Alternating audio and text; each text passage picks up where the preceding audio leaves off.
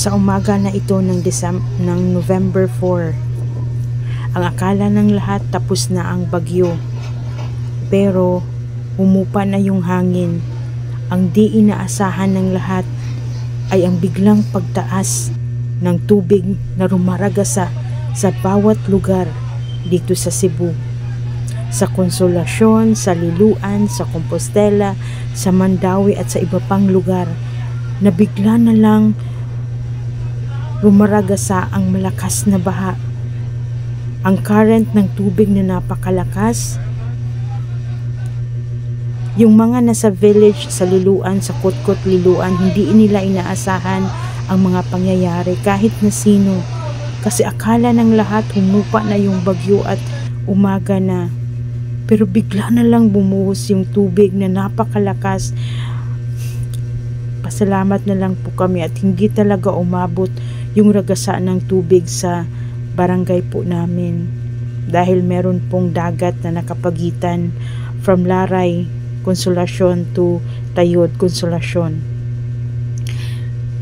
Kita po ninyo sa clips na post ko po ang iba't ibang pangyayari sa Talisay City din, malapit sa Mananga River. Banlas po lahat ng bahay. Yung mga naanod, yung mga buhay ng mga maliliit na bata, yung pamilya, makikita nyo po dyan yung iba't ibang istorya ng buhay na nawala. Ayaw mong tanungin ang Panginoon kung bakit ganito, pero kahit yung SM, kasi yung SM dito sa Consolacion, ang lahat po ng SM store sa Cebu hindi po nagsara. I-open po nila yung kanilang parking area at saka yung store mismo para po sa mga evacuation center, para na din pong evacuation center para makatulong din. Pero pinasok po ng malaking baha kinaumagahan pati yung SM Consolacion at different SM stores dito sa Cebu. Hindi alam kung saan galing yung baha na bigla na lang bumulusok, kumitil ng buhay, kumuha ng mga bahay.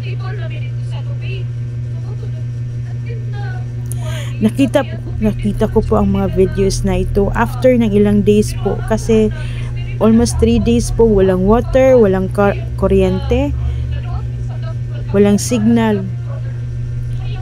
Iba't ibang istorya ang iyong maririnig. Napakasakit po sa damdamin na makita yung ibang tao na ganun ang sinapit. At napaka-thankful po namin na kahit na may mga damages na konti dito sa amin, hindi po namin naranasan yun. Sobrang thankful po na mapaluha ka na lang po sa sinapit ng iba. Sa nakita niyo po dyan sa video ko, may isang ina na siya na lang po ang naiwan, yung 3 anak niya na maliit at ang asawa niya natangay po ng baha kasi nakahiwalay po sila. May mga bata na nawala ng buhay. May mga senior citizens.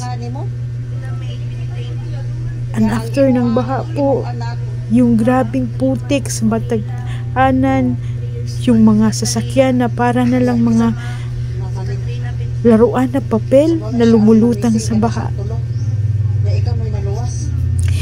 Siguro it's a sign, or dahil na rin siguro dulot ng kawalan ng kahoy na sa bukid, kasi sa development mostly yung nasa bukid is ginawa ng mga housing projects. Siguro it's a awakening part po para sa lahat. Yung kahoy, yung punong kahoy na dating makikita natin sa mga kabukiran, wala na po. Quarrying is still grabe po. Yung bundok na puno ng kahoy, ngayon puno na ng bahay. At sana pahalagahan po natin ito. Tayo nga na may chance pa na para i-correct ang lahat ng ito. Dami pong pwedeng i-blame, daming pwedeng but in your part, may kasalanan ka din bilang tao. Matanong mo din sa sarili mo, may nagawa po ba ako? Ang hirap tanungin ng Panginoon kasi God will never want you to suffer. Ayaw ng Panginoon na makita kang nagdurusa. Pero sa mga dinanas ng mga tao ngayon, lalo na sa Cebu after sa lindol, sa trauma sa lindol, hindi pa nga nawawala. And now, ito na naman, yung baha na kumikitil ng maraming buhay. Yung mga hayop, yung pamumuhay ng mga tao, yung life ng mga kawalang muwang na mga bata. Sakit po, masakit po isipin. Wala pong pinili, mayaman ka man o mahirap, ang gaganda ng mga sasakyan nagpapatong-patong na lang po dahil po sa baha. Worthless na po yung lahat ng mga material things, sabi nga nila, pero since tao po tayo, hindi po natin maiwasan. Kung sabihin man po natin material things lang po yan, makita po yan. Yes, of course, pero alam naman po natin na pinaghirapan din po natin yun para lang maipundar. At hindi po madali yung trauma, yung sakit na makikita mo po yung bahay mo lubog na sa tubig. Hanggang roof po hindi po basta-basta na tubig lang. At ang current ng tubig na napakalakas. Ang different story ng bawat tao na nagtetestimony sila sa bawat videos na makikita mo, mapaluha ka talaga kahit hindi ka taga Cebu. And we are asking, pray for Cebu, pray for Consolacion, let's pray for the Philippines na sana hindi na po maulit ito, na sana may matutunan po tayo sa mga pangyayaring ito. Let's realize kung ano ba dapat.